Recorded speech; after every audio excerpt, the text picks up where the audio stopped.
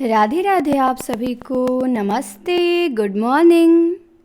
स्वागत है आप सभी का हमारे चैनल हिंदी टीचर्स एकेडमी पर। बुक पढ़ रहे थे हम लोग, गोविंद पांडे की उपन्यास देख रहे थे। उपन्यास की 2 क्लासें हो चुकी हैं, 52 नंबर और 53 नंबर की। ये हमारी 54 नंबर की क्लास है। सारी क्लासें पीछे की प्लेलिस्ट में जोड़ दी गई हैं। यदि आप न देखे हों तो देख सकते हैं। हम लोग आदिकाल से ही इस बुक को पढ़ते आ रहे हैं। तो आज हमें उपन्यास में देखना था गुलशेर खां सानी को, तो इनको देखेंगे। चलिए, यहीं पे हमने ब्रेक किया था। इनका उपन्यास है काला जल, 1965 में लिखा गया और बस्तर जिले के जगदलपुर के 2 मुस्लिम परिवार की 3 पीढ़ी की कथा है। तो काला जल उपन्यास जो है 1965 में, डेट भी इसका ध्यान रखेंगे। ये बस्तर जिले के जगदलपुर के 2 मुस्लिम परिवार के 3 पीढ़ियों की कथा है। इसके बाद कस्तूरी है 1964 में, पत्थरों में बंद आवाज है 1964 में, सालबनों के द्वीप है 1967 में।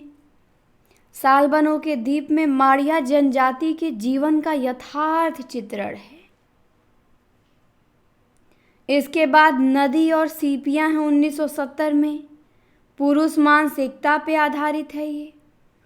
एक लड़की की डायरी है 1973 में, फूल तोड़ना मना है 1980 में, सांप और सीढ़ी 1983 में।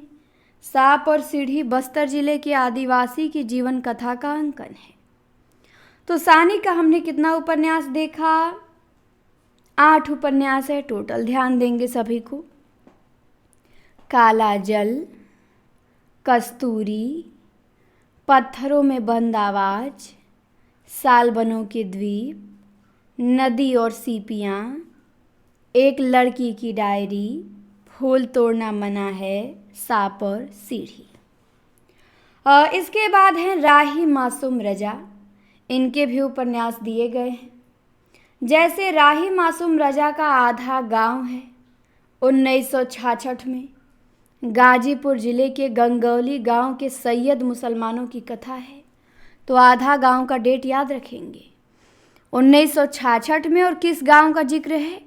तो गाजीपुर के गंगौली गांव के सैयद मुसलमानों की कथा है। तो पूछता है गंगौली गांव किस उपन्यास में है? तो आधा गांव। इसके बाद टोपी शुक्ला है 1969 में। इसमें हिंदू मुस्लिम संबंधों की समस्या का चित्रण है। हिम्मत जौनपुरी है 1969 में। इसमें गाजीपुर जिले के एक मुसलमान की कथा है। ओस की बूंद है 1970 में। इसमें हिंदू मुस्लिम के धार्मिक उन्माद का चित्रण है। दिल एक सादा कागज है 73 में। इसमें पाकिस्तान में स्थानांतरित भारतीय मुसलमानों के मोहभंग की कथा है। सीन 75 है, लिखा गया 1977 में। इसमें 1975 में लागू आपातकाल और जनजीवन पर पड़े उसके प्रभाव का चित्रण है। कटरा भी आरजू है 1978 में।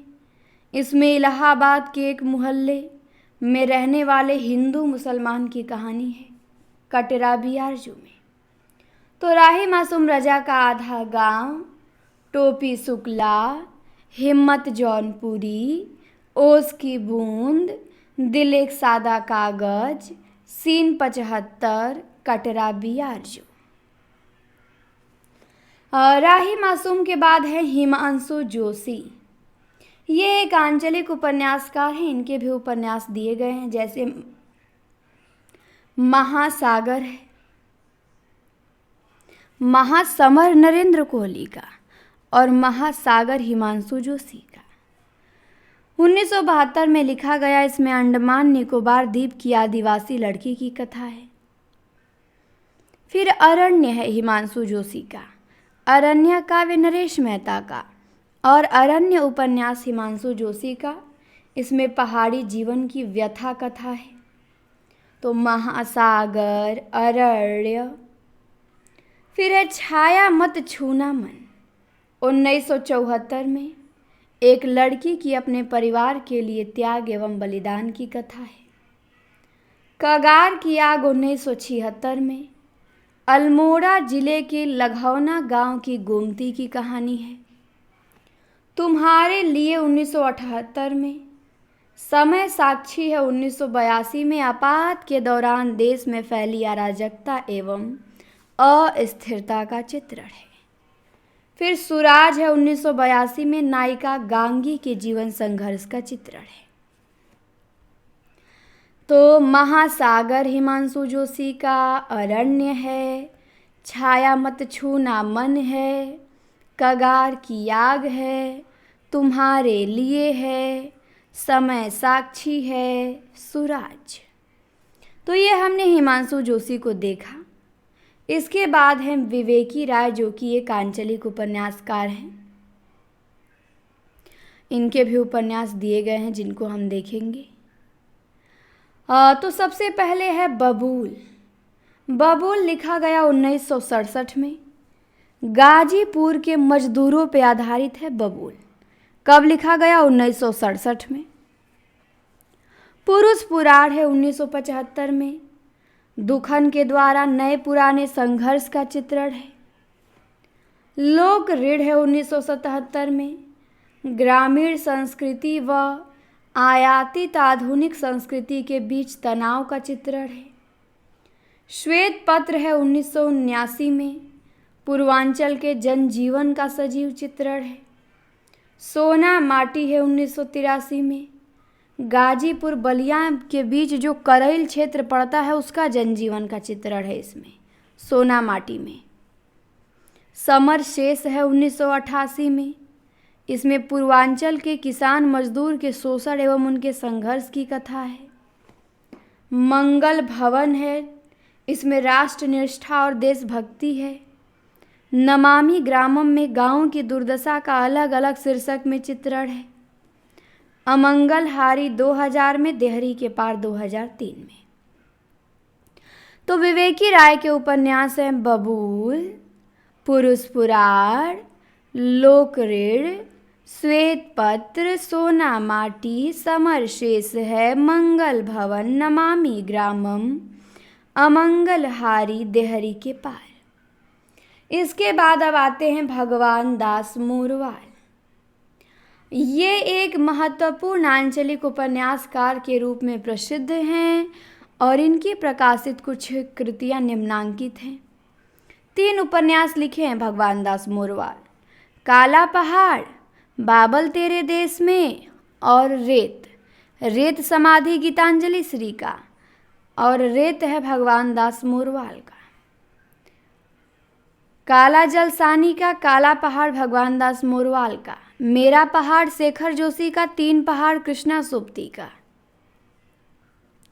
तो काला पहाड़ में देश में बढ़ती हुई सांप्रदायिकता का संवेदनात्मक चित्रण है। बाबल तेरे देश में पितृसत्तात्मक समाज में स्त्री की दारुण कथा है और रेत है। इसके बाद कुछ अन्य महत्वपूर्ण आंचलिक उपन्यासकार व उपन्यास हैं, जैसे में यमुना दत्त वैष्णव का शैलवधू है, केशव प्रसाद मिश्र का कोहबर की शर्त है, मनहर चौहान का हिरना सांवरी है, योगेंद्र सिन्हा का बन के मन में है,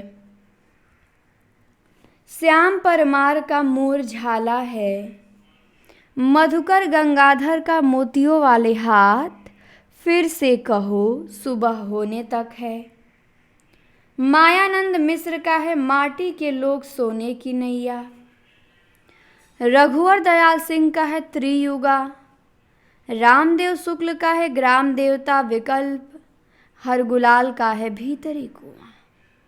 तो इनमें से आपको याद नहीं करना है, बस आपको याद करना है यमुना दत्त वैष्णव का शैलवधू, केशव प्रसाद मिश्र का कोहबर की शर्त तो अनिवार्यतः याद करना है आपको। केशव प्रसाद सिंह नहीं, केशव प्रसाद मिश्र का कोहबर की शर्त। और मोर झाला श्याम परमार का है और माटी के लोग सोने की नैया मायानंद मिश्र का है। आगे देखिए, प्रगतिवादी या मार्क्सवादी विचारधारा के उपन्यासकारों में प्रथमतः नाम यशपाल का आता है। और इनके उपन्यास निम्नांकित हैं। तो प्रगतिवादी विचारधारा के लेखकों में आप देखें तो सबसे पहला नाम आता है यशपाल का, जिनका जन्म हुआ था 1903 में। ये प्रगतिवादी या मार्क्सवादी विचारधारा के उपन्यासकार थे। इनका पहला उपन्यास, ध्यान देंगे पूछेगा, इनका पहला उपन्यास दादा कामरेड है। 1941 में क्रांतिकारियों की गतिविधियों का विश्वसनीय चित्रण है। देशद्रोही है 1943 में। इसमें सन 1930 से 42 तक की राजनीति स्थिति का अंकन है। दिव्या 1945 में इनका ऐतिहासिक उपन्यास है। पूछता है इनका ऐतिहासिक उपन्यास कौन है, तो यशपाल ने 2 ऐतिहासिक उपन्यास लिखे हैं, ध्यान देंगे, एक दिव्या और एक अमिता। इसके बाद पार्टी कामरेड है। कम्युनिस्ट पार्टी की विचारधारा एवं कार्यक्रम का समर्थन है। मनुष्य के रूप है 1949 में। अमिता 1956 में ऐतिहासिक उपन्यास है। झूठा सच है 2 भागों में। भाग 1 इसका 1958 में आता है और भाग 2 इसका 1960 में आता है। भाग 1 में राष्ट्र विभाजन एवं त्रासदी का चित्रण है और भाग 2 में स्वतंत्रता प्राप्ति एवं देश के विकास तथा देश के भावी निर्माण में बुद्धिजीवियों की भूमिका का यथार्थ चित्रण है। इसके बाद 12 घंटे है 1962 में। इसमें पातिव्रत्य संबंधी परंपरागत मूल्यों की व्यर्थता का चित्रण है। अप्सरा का श्राप है 1965 में। इसमें ऐतिहासिक पौराणिक उपन्यास है। क्यों फंसे 1968 में है। काम संबंधों की निर्बाध आजादी का चित्रण है। मेरी तेरी उसकी बात 1974 में, इस पे साहित्य अकादमी मिल चुका है। और स्वाधीनता आंदोलन एवं उत्तर भारतीय समाज की राजनीतिक संघर्ष का चित्रण है। तो यशपाल के कितने उपन्यास हैं? 11 उपन्यास है। कौन कौन से? सबसे पहला इनका दादा कामरेड है 41 में। दादा कामरेड, देशद्रोही, दिव्या, पार्टी कामरेड, मनुष्य के रूप, अमिता, झूठा सच, 12 घंटे, अप्सरा का श्राप, क्यों फंसे, मेरी तेरी उसकी बात। आप याद रखेंगे झूठा सच 1958 और 60, मेरी तेरी उसकी बात 1974, दोनों का डेट याद रखेंगे। और ये ध्यान देंगे कि मेरी तेरी उसकी बात पे यशपाल को साहित्य अकादमी पुरस्कार मिला है। आगे देखिए। झूठा सच उपन्यास 2 भागों में प्रकाशित है। प्रथम भाग का नाम वतन और देश तथा दूसरे भाग का नाम देश का भविष्य है। तो झूठा सच 2 भागों में है। पहला भाग वतन और देश, दूसरा भाग देश का भविष्य। अब है मनमथ नाथ गुप्त।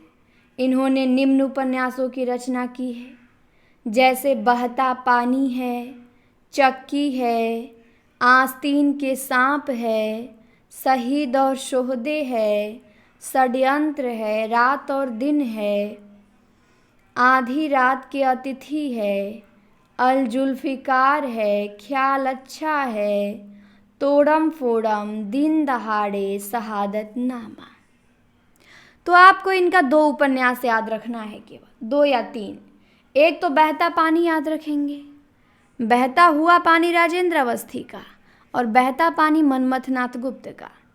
एक इनका आप याद रखेंगे शहादत नामा, ये भी बड़ा चर्चित उपन्यास है। चाहेंगे तो शहीद और सोहदे और तोड़म फोड़म भी याद रख सकते हैं, पर ये बाद में है। पहले बहता पानी फिर शहादत नामा, ये दोनों अनिवार्य याद होने चाहिए। इसके बाद है अंचल, रामेश्वर शुक्ल अंचल। अंचल प्रगतिवादी चेतना के उपन्यासकार हैं, मानसलवाद के जनक हैं। 1915 में जन्म हुआ था और इनके महत्वपूर्ण उपन्यास देखिए, 3-4 उपन्यास लिखे हैं ये। पहला उपन्यास है इनका चढ़ती धूप 1945 में। दिव्या भी 45 में था, इनका चढ़ती धूप है 45 में। इस उपन्यास में सन 1932 से 37 तक की राजनीतिक हलचलों का चित्रण है। उल्का है 1947 में, प्रेम विवाह स्त्री स्वाधीनता का अंकन है। नई इमारत है 1947 में, भारत छोड़ो आंदोलन पे आधारित है। नई पौध नागार्जुन का, नई इमारत अंचल का। मरु प्रदीप है 1951 में, बाल विधवा शांति और विमल के प्रेम का चित्रण है। तो 4 उपन्यास हैं अंचल के, चढ़ती धूप, उल्का, नई इमारत, मरु प्रदीप। इसके बाद हैं भैरव प्रसाद गुप्त। ये प्रगतिवादी उपन्यासकार हैं और इनके प्रमुख उपन्यास देखिए। इनका है शोले 1946 में। इसमें कानपुर के मजदूर आंदोलन का चित्रण है शोले में। फिर मसाल है 1948 में। इसमें पूर्वांचल की पृष्ठभूमि में द्वितीय विश्व युद्ध से उत्पन्न आर्थिक संकट एवं राजनीतिक गतिविधि का चित्रण है। गंगा मैया है 1952 में। अभावग्रस्त ग्रामीणों के पारस्परिक वैमनस्य का चित्रण है। जंजीरें और नया आदमी है 1954 में। सती मैया का चौरा है 1959 में। किसानों का शोषण, वर्ग चेतना एवं उनके संघर्ष का अंकन है। धरती है 62 में। इसमें एक सर्जन साहित्यकार के संघर्ष का चित्रण है। आशा है 63 में। कालिंदी है 63 में। रंभा है 64 में। नौजवान है 72 में। काशी बाबू 87 में। डेट बिल्कुल नहीं याद रखना है इन सब का। भाग्य देवता 92 में। और अंतिम अध्याय जो इनका उपन्यास है भैरव प्रसाद गुप्त का 1970 में आया, ये जीवनी परक उपन्यास है अंतिम अध्याय। और ये उपेंद्र नाथ अस्क के ऊपर लिखे हैं। इस बात को आपको ध्यान देना है, पूछा जा सकता है कि कौन जीवनी परक उपन्यास है कौन नहीं है, या अंतिम अध्याय किसके ऊपर लिखा गया है। तो अस्क के ऊपर लिखा गया है, जिनका जन्म हुआ था 1910 में, अंचल से 5 वर्ष पहले। तो हमने भैरव प्रसाद गुप्त के कौन कौन से उपन्यास देखे? हमने शोले देखा, मशाल देखा, गंगा मैया देखा, जंजीरें और नया आदमी देखा, सती मैया का चौरा देखा, धरती देखा, आशा देखा, कालिंदी देखा, रंभा देखा, नौजवान, काशी बाबू, भाग्य देवता, अंतिम अध्याय।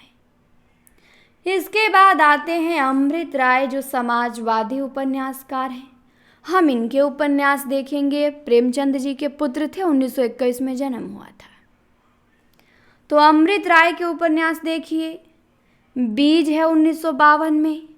भारतीय कम्युनिस्ट पार्टी की विचारधारा एवं आम आदमी के जीवन संघर्ष का चित्रण है। नागफनी का देश है 1953 में। प्रेम और दाम्पत्य की टकराहट है। हाथी के दांत है 56 में। समाज के दोहरे चरित्र का यथार्थ चित्रण है। जंगल है 69 में। वर्तमान सभ्यता को जंगल सभ्यता के रूप में चित्रित किया गया है। सुख दुख है 1969 में। जीवन में सुख दुख की शाश्वत समस्या का चित्रण है। भटियाली है 69 में। अविवाहित चित्रा के प्रेम का द्वंद्व है। धुआं है 77 में। इसमें नई पीढ़ी के भटकाव एवं सामाजिक राजनीतिक मूल्यहीनता का चित्रण है। तो अमृत राय के उपन्यास 7 उपन्यास हैं यहाँ पे। ध्यान देंगे, 7 को विषय वस्तु पूछे चाहे ना पूछे, लेकिन ये पूछ सकता है ये उपन्यास किसका है, डेट भी नहीं पूछेगा इनका। तो ध्यान देंगे, बीज, नागफनी का देश, हाथी के दांत, जंगल, सुख दुख, भटियाली, धुआं किसके उपन्यास है? अमृत राय का। अमृत राय के ये सब उपन्यास है। अमृत राय समाजवादी उपन्यासकार है। इसके बाद आते हैं अमरकांत, जिनका मूल नाम श्रीराम वर्मा था। ये एक प्रगतिशील उपन्यासकार है और इनके प्रमुख उपन्यास निम्न हैं। जैसे पहला इनका उपन्यास सूखा पत्ता है। इसका डेट याद रखेंगे क्योंकि इस पे सोवियत लैंड पुरस्कार मिल चुका है सूखा पत्ता पे। तो सूखा पत्ता 1959 ईस्वी। कथा नायक कृष्ण की प्रेम कथा का चित्रण है। आकाश पक्षी 1967 में स्वाधीन भारतीय समाज के अंतर विरोध का अंकन है। काले उजले दिन 1969 में विमाता के व्यवहार से एक व्यक्ति के विघटित चरित्र का अंकन है। ग्राम सेविका 1981 में। बीच की दीवार है 81 में। इसमें एक स्त्री की अनेक पुरुषों के प्रति आकर्षण की कथा है बीच की दीवार में।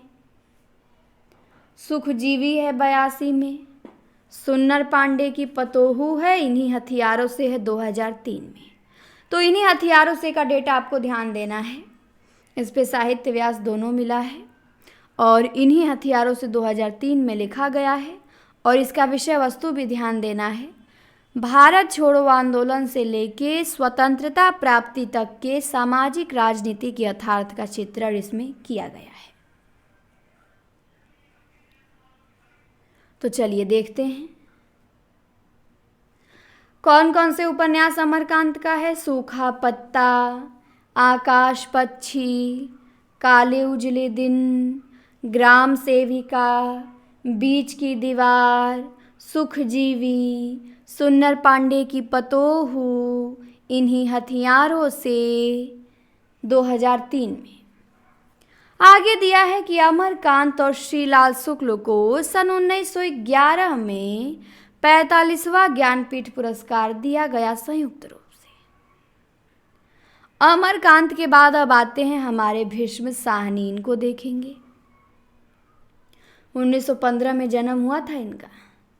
इनके भी उपन्यास हैं। कितने उपन्यास हैं? 9 उपन्यास हैं इनके। नहीं, 8 ही हैं इनके। भीष्म साहनी के कुल 8 उपन्यास हैं। झरोखा है 1967 में। इसमें आर्य समाजी मध्यम वर्गीय परिवार का अंकन है झरोखा में। कड़िया है 1970 में। इसमें दाम्पत्य जीवन की कटुता और स्त्री की असहाय स्थिति का अंकन है। तमस है 1973 में। भारत विभाजन की सांप्रदायिक विभीषिका का महाकाव्यात्मक अंकन है। बसंती है 1980 में। दिल्ली महानगर की झुग्गी झोपड़ी वाली गंदगी बस्तियों का अंकन है इसमें। मैया दास की माड़ी है 1988 में। इसमें सन 1840 से 1920 तक के पंजाब के राजनीतिक सामाजिक यथार्थ का अंकन है। और कुंतु है 1993 में। इसमें नारी जीवन की चिरंतन पराधीनता जन्य पीड़ा का अंकन है। और नीलू नीलिमा नीलोफर है 2000 में। तो भीष्म साहनी के उपन्यास कौन कौन से हैं? झरोखा, कड़िया, तमस, बसंती, मैया दास की माड़ी, कुंतो, नीलू नीलिमा नीलोफर सबसे अंत में 2000 में।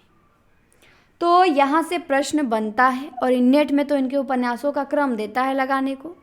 टीजीटी में भी आप ध्यान देंगे। तमस का डेट पूछ सकता है। नीलू नीलिमा नीलोफर का पूछ सकता है 2000 में। तमस का 73 में। तमस पे साहित्य अकादमी मिला है। तो झरोखे 67, कड़िया 70, तमस 73, बसंती 80, मैया दास की माड़ी 88, कुंतो 93, नीलू नीलिमा नीलोफर 2000। इसके बाद है मार्कंडे। मार्कंडे मूलतः कहानीकार हैं और इनके महत्वपूर्ण उपन्यास केवल 2 ही हैं। ज़्यादा ये कहानियाँ लिखे हैं। उपन्यासकार नहीं है लेकिन फिर भी 2 उपन्यास लिख के अपनी कलाकारी दिखाए हैं। तो एक है इनका सेमल का फूल 1959 में और दूसरा है अग्निबीज 1981 में। सेमल का फूल 59, अग्निबीज 1981। अग्निबीज में गांधीवादी विचारधारा के बिखराव और अग्निबीज के रूप में क्रांतिकारी युवा चेतना का अंकन है। तो सेमल का फूल, अग्निबीज किसका है? मार्कंडे का है। इसके बाद आते हैं जगदीश चंद्र। जगदीश चंद्र माथुर नहीं है, ये जगदीश चंद्र हैं। ये महत्वपूर्ण प्रगतिवादी उपन्यासकार हैं। इनके उपन्यास निम्न हैं, जैसे यादों का पहाड़, धरती धरना अपना 72 में, पंजाब के ग्रामीण, दलित जीवन पे आधारित है, आधा पुल 1973 में युद्ध की विभीषिका का जीवंत अंकन है, कभी न छोड़े खेत 1976 में सामंती जाटों की कहानी है, मुट्ठी भर काकर 76 में पंजाबी शरणार्थियों के दुख और संघर्ष की कहानी है, टुंडा लाट 1978 में अस्थायी कमीशन प्राप्त सैनिक सुनील की प्रेम कथा है, घास गोदाम 1985 में दिल्ली के आसपास के किसानों की बर्बादी की कहानी है, नरक कुंड में वास 1994 में ये धरती धरना अपना उपन्यास का विस्तार है, लाट की वापसी 2000 में ये टुंडा लाट उपन्यास का ही विस्तार है, और जमीन तो अपनी थी 2001 में दलित जीवन से संबद्ध है। तो हमने जगदीश चंद्र के उपन्यास इनके पूछे जाएंगे। यादों का पहाड़, धरती धरना अपना का डेट भी आपको डेट बस इसी का ध्यान देना है, धरती धरना अपना 1972, यादों का पहाड़, धरती धरना अपना, आधा पुल, कभी न छोड़े खेत, मुट्ठी भर काकर, टुंडा लाट, घास गोदाम, नरक कुंड में वास, लाट की वापसी, जमीन तो अपनी थी। इसके बाद आते हैं विश्वंभर नाथ उपाध्याय। ये प्रतिबद्ध मार्क्सवादी कथाकार हैं विश्वंभर नाथ उपाध्याय। इनकी प्रमुख औपन्यासिक कृतियां निम्नलिखित हैं, जैसे इन्होंने लिखा है रीछ इनका उपन्यास है, 1967 में आता है। रीछ को प्रतीक बनाकर समाज के शोषक वर्गों का अंकन है। फिर इनका है पक्षधर 71 में वामपंथी आक्रोश का चित्रण है। जाग मछंदर गोरख आया, ये भी इनका उपन्यास है विश्वंभर नाथ उपाध्याय का, 1983 में लिखा गया है। मध्यकालीन धर्म साधना तथा तत्कालीन समाज व्यवस्था का अंकन है। दूसरा भूतनाथ है 1985 में। भूतनाथ है देवकीनंदन खत्री का अधूरा उपन्यास, और दूसरा भूतनाथ है विश्वंभर नाथ उपाध्याय का। जोगी मत जा 1989 में है, भर्तहरि के जीवन पर आधारित है। विक्षुब्ध 1991 में है। कठपुतली 1992 में है। विश्व बाहु परशुराम 1997 में परशुराम के जीवन चरित्र पे केंद्रित है, और प्रतिशोध 1998 में देश में व्याप्त भ्रष्टाचार, उपभोक्तावाद, बेईमानी का चित्रण है। तो विश्वंभर नाथ उपाध्याय के उपन्यास हमने देखा रीछ, पक्षधर, जाग मछंदर गोरख आया, दूसरा भूतनाथ, जोगी मत जा, विक्षुब्ध, कठपुतली, विश्वबाहु परशुराम, प्रतिशोध। इसमें से आपको याद करना है जाग मछंदर गोरख आया, रीछ, दूसरा भूतनाथ और विश्वबाहु परशुराम। बस 4 ही को याद करना है, बाकी आप स्किप कीजिए, एकदम छोड़ दीजिए। आपको रीछ याद करना है, जाग मछंदर गोरख आया, दूसरा भूतनाथ, विश्वबाहु परशुराम, विश्वंभर नाथ उपाध्याय का। बाकी इनका कोई याद नहीं करना है। इसके बाद है हृदयेश। हृदयेश प्रगतिशील उपन्यासकार हैं और इनके उपन्यास अग्रांकित हैं। जैसे इन्होंने गांठ लिखा है 1970 में। गांठ एक प्रतीकात्मक उपन्यास है। हत्या है 1971 में। ये भोलानाथ की अमानवीयता का अंकन है। एक कहानी अंतहीन है 1972 में। व्यवस्था के जहरीले अंतहीन कुप्रभाव का अंकन है। सफ़ेद घोड़ा लाल सवार है 1976 में। यह अदालतों में फैले भ्रष्टाचार पे तीखा व्यंग्य है। साढ़ है 1981 में शिक्षण संस्थानों में व्याप्त भ्रष्टाचार का अंकन है।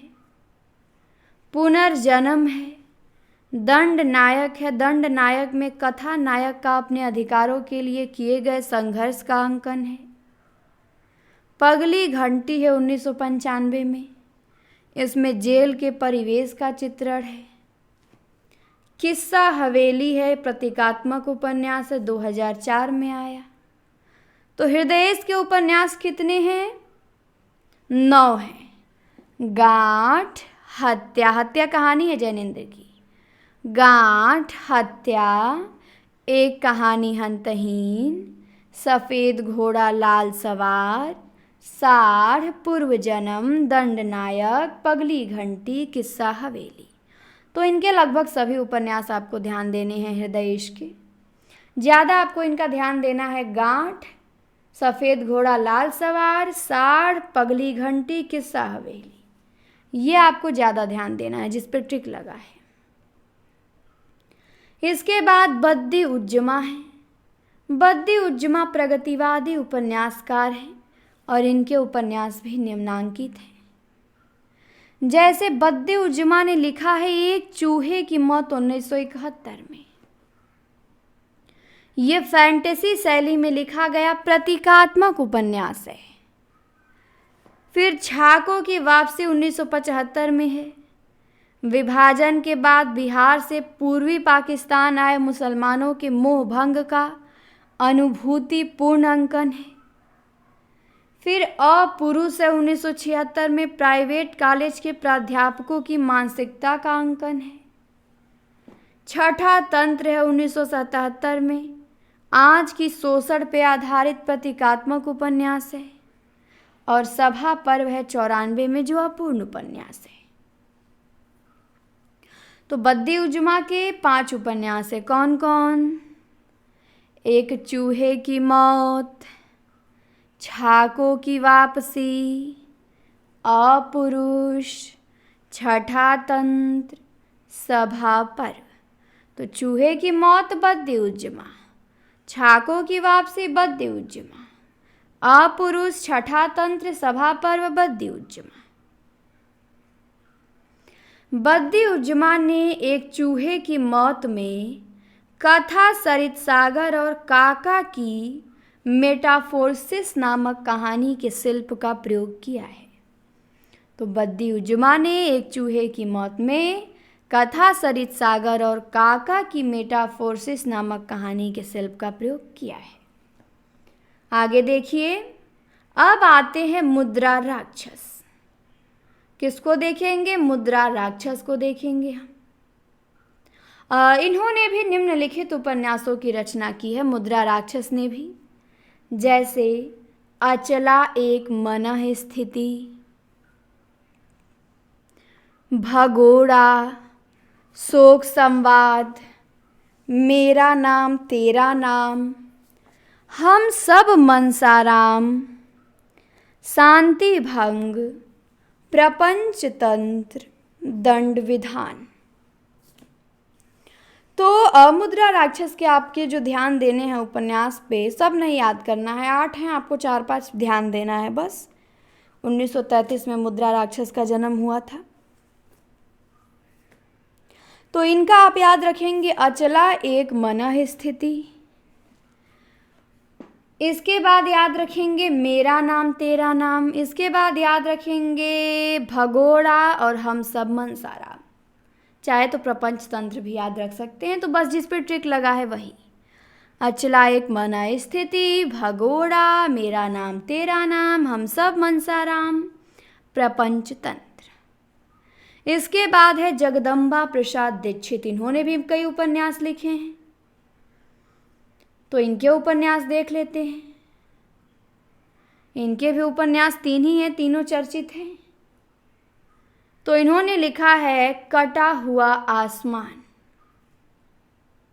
1971 में लिखा है, और प्रवासी मध्यम वर्गीय समाज की घुटन का विश्वसनीय अंकन है। तो कटा हुआ आसमान, जगदम्बा प्रसाद दीक्षित। इसके बाद है मुर्दा घर, 1974 में बम्बई महानगर की भाटियारिनों के जीवन यथार्थ का चित्रण है। फिर है अकाल, इनका 1997 में आज के दुर्दशाग्रस्त गांव का चित्रण है। तो कटा हुआ आसमान, मुर्दा घर, अकाल, तीनों उपन्यास जगदम्बा प्रसाद दीक्षित के हैं। कटा हुआ आसमान, मुर्दा घर, अकाल। इसके बाद आते हैं काशीनाथ सिंह, जो प्रगतिवादी उपन्यासकार के रूप में प्रसिद्ध हैं। तो काशीनाथ सिंह बहुत अच्छे उपन्यासकार हैं। इनके उपन्यास चलिए देखते हैं। इन्होंने लिखा है काशी का 80। इसमें काशी की सभ्यता एवं संस्कृति का चित्रण है। अपना मोर्चा लिखा है उन्होंने 1972 में, डेट याद रखेंगे। और इसमें बनारस के छात्र आंदोलन का चित्रण है अपना मोर्चा में, तो ध्यान रखिएगा। रेहन पे रघु है, इस पे साहित्य अकादमी मिला है, रघुनाथ नायक है इसका। महुआ चरित है 2011 में, इसमें कथा नायिका महुआ के मानसिक स्थिति का चित्रण है। और उपसंहार भी है इनका उपन्यास, जो महाभारत की कथा पे आधारित है। तो काशीनाथ सिंह को साहित्य अकादमी मिला है रेहन पे रघु पे। इन्होंने काशी का 80 लिखा है, अपना मोर्चा लिखा है, छात्र आंदोलन पे ध्यान देना है। रेहन पे रघु, महुआ चरित, उपसंहार। इनके बाद है अब्दुल बिस्मिल्लाह। इनके भी उपन्यास बहुत महत्वपूर्ण हैं। जैसे समर शेष है 1980 में, झीनी झीनी बिनी चदरिया 86 में। ये ध्यान देंगे, झीनी झीनी बिनी चदरिया 86 में है। और इसमें क्या विषय वस्तु है ये पूछा जाता है। तो बनारस के बुनकरों के जीवन यथार्थ पे आधारित ये उपन्यास है झीनी झीनी बिनी चदरिया। बनारस में जो बुनने का काम करते हैं साड़ी ओड़ी, तो उन्हीं बुनकरों के जीवन पे आधारित है ये। जहरवाद है 1987 में। विंध्याचल के एक निम्न मध्यम वर्गीय मुस्लिम परिवार की कहानी है। दंत कथा है 1990 में। मुखड़ा क्या देखे 1996 में है। इसमें दलित मुस्लिम परिवार की व्यथा कथा है। अपवित्र आख्यान है 2008 में, रावी लिखता है। तो अब्दुल बिस्मिल्लाह का है समर शेष है। झिनी झिनी बिनी चदरिया, जहरवाद, दंत कथा, मुखड़ा क्या देखें, अपवित्र आख्यान, रावी लिखता है। तो समर शेष है झिनी झिनी बिनी चदरिया, जहरवाद, दंत कथा, मुखड़ा क्या देखे, अपवित्र आख्यान, रावी लिखता है। इसके बाद आते हैं संजीव। संजीव एक प्रगतिवादी उपन्यासकार है और इनके भी उपन्यास क्या है, निम्नलिखित हैं। जैसे किशनगढ़ का अहेरी है, 1981 में आया है। इसमें अवध की सामंती अहेर प्रवृत्ति का चित्रण है। सर्कस है 1984 में, सर्कसियों के जीवन पे आधारित है, सर्कस कर्मियों के जीवन पे। सावधान नीचे आग है, ये भी संजीव का है 1986 में। और झरिया क्षेत्र की कोयला खान की एक दुर्घटना पे आधारित है। धार है 1990 में। ये कोयला के अवैध खनन और आदिवासियों के शोषण का चित्रण है। पांव तले की दूब है 1995 में। झारखंड की जनजातियों और उनके आंदोलनों का चित्रण है। तो किशनगढ़ का अहेरी संजीव, सर्कस संजीव, सावधान नीचे आग है, धार, पांव तले की दूब। फिर है इनका जंगल जहां से शुरू होता है, 2000 ईस्वी में लिखते हैं। पश्चिमी चंपारण की थारू जनजाति की डाकू समस्या का चित्रण है। फिर सूत्राधार है 2003 में, लोक नाटककार भिखारी ठाकुर के जीवन पर आधारित है। फिर आकाश चंपा है 2008 में संजीव का। तो संजीव का किशनगढ़ का अहेरी, सर्कस, सावधान नीचे आग है, धार, पांव तले की दूब, जंगल जहाँ से शुरू होता है, सूत्रधार, आकाश चंपा। तो संजीव के सभी उपन्यास महत्वपूर्ण हैं, आप एक भी इनका छोड़ नहीं सकते हैं। आकाश चंपा, सूत्रधार, जंगल जहाँ से शुरू होता है, सब सही है, सब इम्पोर्टेंट है। अब आ गए हम लोग नाटक उपन्यास में चतुर्थ उत्थान, आधुनिकता बोध के उपन्यास हम देखेंगे। क्या देखेंगे? आधुनिकता बोध के उपन्यास चतुर्थ उत्थान में। तो चलिए इसे भी हम देखेंगे आज। तो 1 मिनट आप वेट करेंगे, मैं थोड़ा पानी लेके आ जाऊं, उसके बाद पी के फिर इसे शुरू करते हैं, ठीक?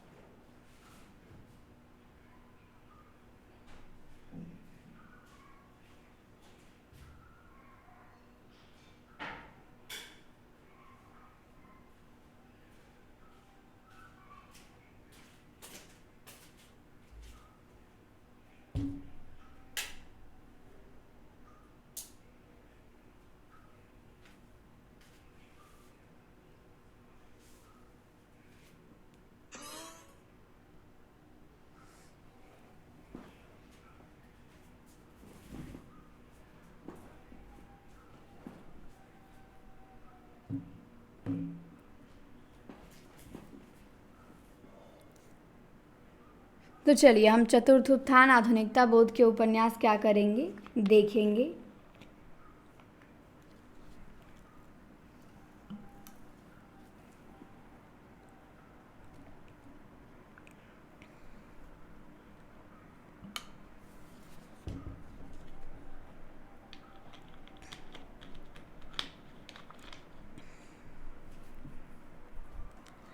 तो सबसे पहले हैं धर्मवीर भारती। दिया है कि धर्मवीर भारती कवि उपन्यासकार हैं और इनके उपन्यास यहाँ पे 2 दिए गए हैं, देख सकते हैं कौन कौन से। तो गुनाहों का देवता है, सूरज का 7वां घोड़ा है। गुनाहों का देवता 1949 में और सूरज का 7वां घोड़ा 1952 में। गुनाहों का देवता जो है, इसमें चंदर और सुधा की किशोर भावुक प्रेम की करुण कहानी है। और सूरज का 7वां घोड़ा में आलिफ लैला, पंचतंत्र आदि की कथा प्रविधि पे नगरीय निम्न मध्यम वर्ग के कटु यथार्थ का चित्रण किया गया है। तो गुनाहों का देवता 49 में, सूरज का 7वां घोड़ा 1952 में। अब है राजेंद्र यादव को हम देखेंगे, इनके भी उपन्यास निम्न हैं। तो राजेंद्र यादव का है प्रेत बोलते हैं 1952 में। असफल दाम्पत्य जीवन का चित्रण है प्रेत बोलते हैं में। उखड़े हुए लोग है 1956 में। इसमें नेता भैया के रूप में राजनीतिज्ञों की असलियत का चित्रण है। कुल्टा है 1958 में। सह और मात है 59 में। सह और मात में युवा कहानी लेखिका के प्रेम का अंकन है। 1 इंच मुस्कान है 63 में। इसमें अमर, रंजना और अमला के प्रेम का चित्रण है 1 इंच मुस्कान में। किसका? अमर, रंजना और अमला, इनके प्रेम का चित्रण किया गया है। फिर अनदेखे अनजाने पुल है। इसमें एक कुरूप लड़की की कुंठित मानसिकता तथा उसके सपनों का अंकन है। फिर मंत्र विद्ध है 1967 में। तो राजेंद्र यादव का है प्रेत बोलते हैं, उखड़े हुए लोग, कुल्टा, सह और मात, 1 इंच मुस्कान। 1 इंच मुस्कान के पात्र ध्यान देंगे, अमर, रंजना, अमला पूछा जाता है। अनदेखे अनजाने पुल, मंत्रविद।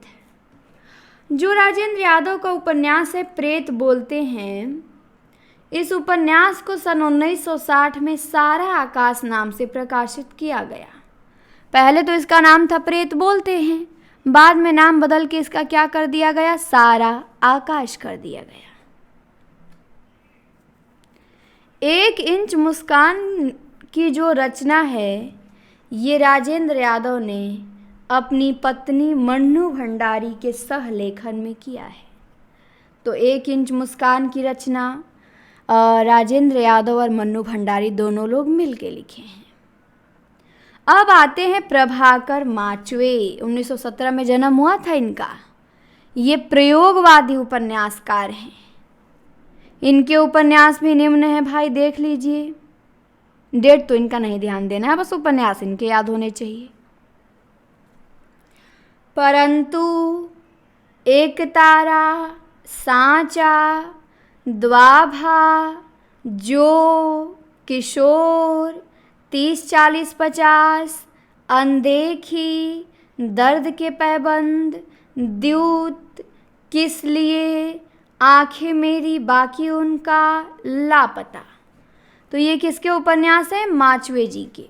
परंतु, एक तारा, सांचा, द्वाभा, जो, किशोर, 30-40-50, अनदेखी, दर्द के पैबंद, द्यूत, किस लिए, आंखें मेरी बाकी उनका, लापता। तो इनके भी सब लगभग सभी उपन्यास आपको याद होने चाहिए। अनदेखी को छोड़ सकते हैं, बाकी सब आपको इनका याद होना चाहिए, पूछ सकता है माचवे का उपन्यास। अब है नरेश मेहता। ये भी कवि उपन्यासकार हैं। इनके उपन्यास देखिए, ये भी बहुत अच्छे अच्छे उपन्यास लिखे हैं। जैसे है इनका डूबते मस्तूल 1954 में। और डूबते मस्तूल की कथा नायिका रंजना के माध्यम से स्त्री की समस्या का चित्रण है।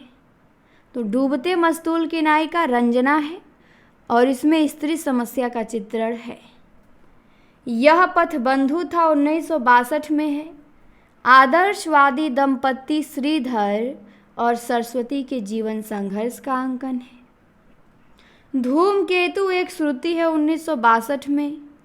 बालक उदयन के शैशव अवस्था का मनोवैज्ञानिक चित्रण है। 2 एकांत है इनका 1964 में। आधुनिक समाज में स्त्री पुरुष के बनते बिगड़ते संबंधों का अंकन है। नदी यशस्वी है, ये 1967 में है इनका। इसमें उदयन के किशोरावस्था की अनंत जिज्ञासा का अंकन है। प्रथम फाल्गुन 1968 में महिम और गोपा के प्रगाढ़ प्रेम का चित्रण है। उत्तर कथा भाग 1 2 भागों में है। उत्तर कथा 1979 और 1982 में दूसरा भाग है इसका। तो उत्तर कथा में मालव के कुलीन ब्राह्मण परिवार के जीवन यथार्थ का चित्रण है। तो नरेश मेहता 1922 में जन्म हुआ था। ये भी प्रयोगवादी उपन्यासकार हैं और इन्होंने लिखा है, क्या लिखा है, डूबते मस्तूल, यह पथ बंधुता,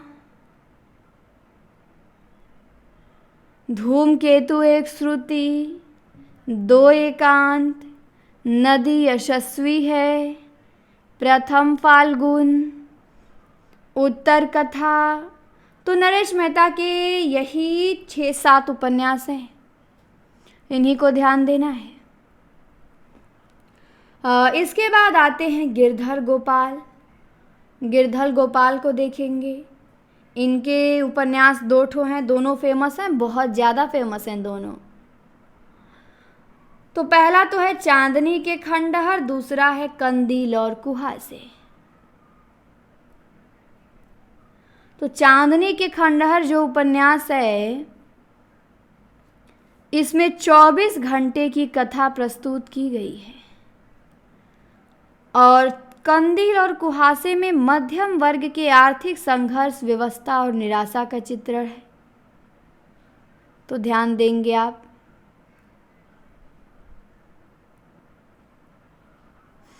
चांदनी के खंडहर गिरधर गोपाल, कंदील और कुहासे गिरधर गोपाल। इसके बाद आते हैं सक्सेना। सक्सेना भी कवि उपन्यासकार हैं। इनके भी उपन्यास 3 मिलेंगे आपको देखने के लिए। एक तो है सोया हुआ जल, एक है पागल कुत्तों का मसीहा, एक है सूने चौखटे। तो सोया हुआ जल 1954 में, पागल कुत्तों का मसीहा 1977 में, सूने चौखटे 1981 में। तो सोया हुआ जल एक प्रतीकात्मक उपन्यास है। पागल कुत्तों का मसीहा में कुत्तों को प्रतीक के जीवन में रूढ़ जीवन मूल्यों का चित्रण है। सूने चौखटे में बालक के स्वभाव का चित्रण है। तो सोया हुआ जल, पागल कुत्तों का मसीहा और सूने चौखटे। इसके बाद आते हैं कमलेश्वर। 1932 में जन्म हुआ था, मूल नाम कैलाश सक्सेना था। कमलेश्वर हिंदी के प्रतिष्ठित और महत्वपूर्ण उपन्यासकार हैं और इनकी कृतियाँ भी निम्न हैं। जैसे देखिए, एक सड़क 57 गलियाँ 1957 में प्रकाशित होता है। इसमें लीला नौटंकी करके जीवोपार्जन करने वाले समाज का चित्रण है। फिर डाक बंगला है 59 में। इसमें मात्रहीन कथानायिका ईरा के संघर्ष की कहानी है। लौटे हुए मुसाफिर है 1961 में। इसमें सांप्रदायिक समस्या का चित्रण है। समुद्र में खोया हुआ आदमी है 1967 में। कलर्क श्यामलाल, उनकी पुत्री तारा और पुत्र वीरन की कथा है। काली आंधी है। इसमें स्त्री के राजनैतिक और पारिवारिक दायित्व एवं द्वंद्व का चित्रण है। आगामी अतीत है 1976 में। तीसरा आदमी है 76 में। मध्यम वर्गीय दंपति के बीच तीसरे व्यक्ति के परिवेश की कहानी है। वही बात है 1980 में। इसमें मध्यम वर्गीय स्त्री की विसंगति एवं भटकाव का चित्रण है। सुबह दोपहर शाम है। इसमें स्वतंत्रता संग्राम में क्रांतिकारी दल की भूमिका का चित्रण है। रेगिस्तान है कमलेश्वर का। इसमें आदर्शों के टूटने का मार्मिक चित्रण है। और फिर इन्होंने लिखा है कितने पाकिस्तान 2000 में। तो ध्यान देंगे।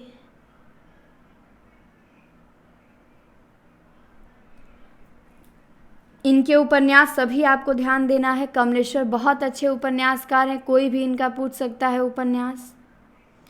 तो एक सड़क 57 गलियाँ, डाक बंगला, लौटे हुए मुसाफिर, समुद्र में खोया आदमी, काली आंधी, आगामी अतीत, तीसरा आदमी, वही बात, सुबह दोपहर शाम, रेगिस्तान, कितने पाकिस्तान। तो कमलेश्वर के सभी उपन्यास आपको ध्यान देने हैं। कोई भी पूछा जा सकता है तो आप याद करके तैयार रहेंगे। आगे देखते हैं, चलिए।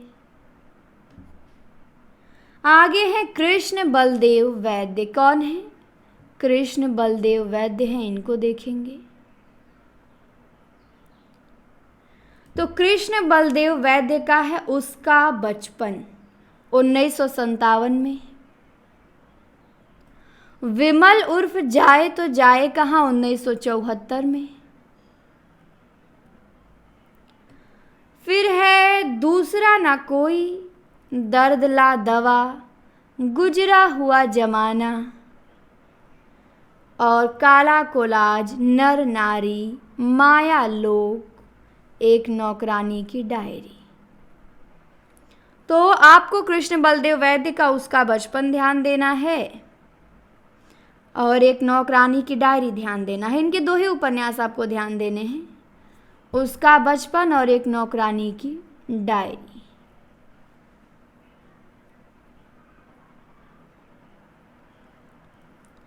अब आएंगे लक्ष्मीकांत वर्मा। और जो इनका काला कोलाज है कृष्ण बलदेव वैद्य का ना, इस पे भी ध्यान देंगे। इसको वैद्य जी ने उपन्यास न कह के अनुपन्यास कहा है कि ये अनुपन्यास है। तो अनुपन्यास की संज्ञा दिए हैं इसको, तो ये भी ध्यान देना है हमें। लक्ष्मीकांत वर्मा भी कवि उपन्यासकार हैं। इनका भी जन्म 1922 में हुआ था। इनके उपन्यास है खाली कुर्सी की आत्मा 1958 में। समूची कथा एक खाली कुर्सी के द्वारा कही गई है इसमें। कटी हुई जिंदगी, कटा हुआ कागज 1965 में। इसमें जीवन की अस्वीकृतियों निरर्थकताओं का चित्रण है। कोयला और आकृतियाँ 1970 में स्त्री पुरुष के यौन संबंधों का खुला चित्रण है। सफ़ेद चेहरा 71 में एक रोमानी कथा है। टेराकोटा 71 में महाभारत के आधार पर महानगरीय जीवन की यंत्रणा का अंकन है। तीसरा प्रसंग है मुंशी रायजादा है। टेराकोटा इटालियन शब्द है जिसका अर्थ है मिट्टी की मूर्ति या मिट्टी का खिलौना। तो लक्ष्मीकांत वर्मा का खाली कुर्सी की आत्मा, कटी हुई जिंदगी, कटा हुआ कागज, कोयला और आकृतियाँ, सफ़ेद चेहरा, टेराकोटा, तीसरा प्रसंग मुंशी रायजादा। तो इनके उपन्यास आपको खाली कुर्सी की आत्मा ध्यान देंगे, सफ़ेद चेहरा ध्यान देंगे, टेराकोटा ध्यान देंगे। टेराकोटा महाभारत के आधार पे महानगरीय जीवन की यंत्रणा का चित्रण है, ये भी ध्यान देंगे। इसके बाद मोहन राकेश है, इन्होंने 3 उपन्यासों की रचना की है। अंधेरे बंद कमरे 61 में, न आने वाला कल 68 में और अंतराल 72 में। तीनों उपन्यास बहुत चर्चित हैं। इनके मोहन राकेश 1925 में जन्म हुआ था। तो अंधेरे बंद कमरे जो 1961 में है, दिल्ली के अभिजात्य वर्गीय हरवंश और नीलिमा के दाम्पत्य जीवन का चित्रण है। तो पूछता है हरवंश व नीलिमा किस उपन्यास के पात्र हैं? तो अंधेरे बंद कमरे। न आने वाला कल 1968 में है। इसमें एक पहाड़ी प्रदेश के मिशनरी स्कूल के अध्यापक का चित्रण है। और अंतराल 72 में स्त्री पुरुष संबंधों की जटिलता का चित्रण है। इसके बाद है राजकमल चौधरी जो कवि उपन्यासकार है और इनके उपन्यास देखिए। नदी बहती थी 1962 में, सामाजिक राजनीति विद्रूपता का चित्रण है नदी बहती थी में। फिर है ताश के पत्तों का शहर, एक अनार एक बीमार, शहर था शहर नहीं था, मछली मरी हुई। इसमें समलैंगिकतावादी स्त्रियों के व्यवहार और मानसिकता का चित्रण है। देह गाथा है राजकमल चौधरी का, इसमें मुक्त यौनाचार का चित्रण है। 20 रानियों का बाइस्कोप है, इसमें फिल्म जगत की बदसूरत चीज़ों और बदसूरत सच्चाइयों की कहानी है। तो राजकमल चौधरी का ध्यान देंगे। नदी बहती थी, ताश के पत्तों का शहर, एक अनार एक बीमार, शहर नहीं था, मछली मरी हुई, देहगा था, 20 रानियों का बाइस्कोप। इनके भी सभी उपन्यास चर्चित है, सभी पूछे जा सकते हैं। फिर आगे देखिए क्या दिया है। दिया है कि निर्मल वर्मा अवसाद, निराशा, अलगावबोध, संत्रास, भाव, मन की अंधकार भरी गुफाओं में भटकने वाली चेतना के उपन्यासकार हैं निर्मल वर्मा। निर्मल वर्मा के महत्वपूर्ण उपन्यास निम्नलिखित हैं, इनको देख लेते हैं। तो इनका है वे दिन। वे दिन उपन्यास इनका आता है 1964 में और इसमें चेकोस्लोवाकिया की पृष्ठभूमि पर आधारित है ये। तो पूछता है कौन सा उपन्यास चेकोस्लोवाकिया की पृष्ठभूमि पर आधारित है? तो वे दिन। इसके बाद लाल टीन की छत है 1974 में। इसमें एक वयः संधि की लड़की की मानसिकता का चित्रण है। फिर एक चिथड़ा सुख है, इसमें विट्टी, ईश, मुन्नू आदि की अधूरी जिंदगियों की कहानी है। रात का रिपोर्टर 1989 में है। इसमें आतंक, अविश्वास, रहस्य और मानसिक यातना का अंकन है। फिर अंतिम अरण्य है 2000 में। तो निर्मल वर्मा का क्या क्या है? वे दिन है, लाल टीन की छत है, एक चिथड़ा सुख है, रात का रिपोर्टर है, अंतिम अरण्य है। अब हैं दुष्यंत कुमार जो कवि उपन्यासकार हैं। इनके भी उपन्यास निम्नलिखित हैं। दुष्यंत कुमार के भी तो इनके 2 उपन्यास हैं। छोटे छोटे सवाल 1964 में, कॉलेज परिसर में पनपते भ्रष्टाचार एवं अनुशासनहीनता का अंकन है। तो छोटे छोटे सवाल और आंगन में एक वृक्ष है 1969 में। इसमें एक स्त्री का अपने सौतेले पुत्र के प्रति निश्छल प्रेम का चित्रण है। तो छोटे छोटे सवाल, आंगन में एक वृक्ष। छोटे छोटे सवाल दुष्यंत कुमार, आंगन में एक वृक्ष दुष्यंत कुमार। आगे दिया है कि कुछ महत्वपूर्ण उपन्यास और उपन्यासकार व कथ्य हैं जो इस प्रकार दिए गए हैं, इनको भी हम देख लेते हैं। जैसे रमेश बख्शी का उपन्यास है 18 सूरज के पौधे। ये 1965 में प्रकाशित हुआ और इसमें देखा जाए तो मध्यम वर्ग के क्षोभ और विद्रोह भरे युवक की मानसिकता का चित्रण है। श्रीकांत वर्मा का है दूसरी बार 1968 में। इसमें महानगरों में स्त्री पुरुष के बीच उभरने वाले नए संबंधों का चित्रण है। इसके बाद ओम प्रकाश दीपक है, इनका है कुछ जिंदगियां बेमतलब। समकालीन जिंदगी का तल्ख चित्रित है इसमें। फिर है गिरीश अस्थाना का धूप छाही रंग, 1970 में आया। ये द्वितीय विश्व युद्ध और दफ्तर की जिंदगी का बड़े पैमाने पे चित्रण है। फिर मुक्तिबोध है, इनका उपन्यास विपात्र है, 1970 में आया। इसमें मध्यम वर्गीय मानस की आस्था एवं वैचारिक ऊहापोह का चित्रण है। फिर प्रमोद सिन्हा का उसका बार है, 1970 में आया। आधुनिकता बोध का चित्रण है। फिर इब्राहिम शरीफ का अंधेरे के साथ है, 1972 में। एक व्यक्ति का समाज की क्रूर शक्तियों से संघर्ष की कहानी है। गोपाल उपाध्याय का एक टुकड़ा इतिहास है, 1975 में। दलित महिला चनुली के जीवन संघर्ष का चित्रण है। महीप सिंह का है यह भी नहीं, 1976 में। इसमें स्त्री पुरुष के असफल व तनावपूर्ण संबंध का चित्रण है। भीमसेन त्यागी का है नंगा शहर, उसका शहर प्रमोद सिन्हा का और नंगा शहर भीमसेन त्यागी का, 1977 में आया और आधुनिक पूंजीवादी तंत्र की भयावह स्थिति का चित्रण है।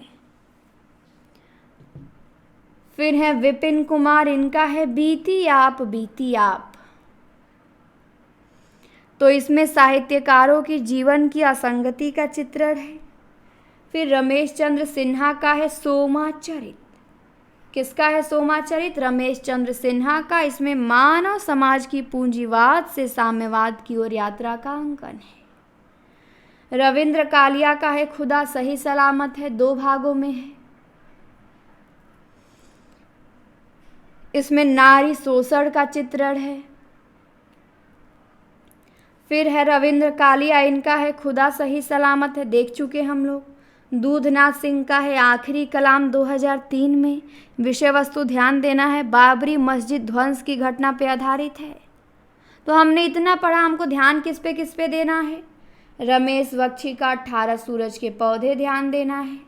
श्रीकांत वर्मा का दूसरी बार, गिरीश अस्थाना का धूप छाही रंग, मुक्तिबोध का विपात्र, प्रमोद सिन्हा का उसका शहर, गोपाल उपाध्याय का एक टुकड़ा इतिहास, महीप सिंह का यह भी नहीं, भीमसेन त्यागी का नंगा शहर, विपिन कुमार अग्रवाल का नहीं ध्यान देना है, रमेश चंद्र सिन्हा का सोमाचरित और रविंद्र कालिया का खुदा सही सलामत है, दूधनाथ सिंह का आखिरी कलाम। तो ये हमें ध्यान देना है, इतना खुदा सही सलामत है 2 भागों में है, ये भी ध्यान देना है। आ गया। इसके बाद दिया है कि जो गिरीश अस्थाना का धूप छाही रंग उपन्यास है, ये युद्ध विषय पे लिखा गया हिंदी का पहला श्रेष्ठ उपन्यास है धूप छाही रंग। युद्ध विषय पे लिखा गया हिंदी का पहला श्रेष्ठ उपन्यास धूप छाही रंग। इसके बाद आते हैं गिरिराज किशोर। तो गिरिराज किशोर को हम देखेंगे अगली क्लास में। आज की क्लास में इतना ही, और ये क्या 2 क्लासें होगी तो मेरे हिसाब से उपन्यास हमारा समाप्त हो जाएगा। तो चलिए क्लास को समाप्त करते हैं। क्लास को देखने के लिए आप सभी को धन्यवाद। अधिक से अधिक शेयर कीजिए, चैनल को सब्सक्राइब कीजिए और क्लास कैसी लगी कमेंट में ज़रूर बताएं।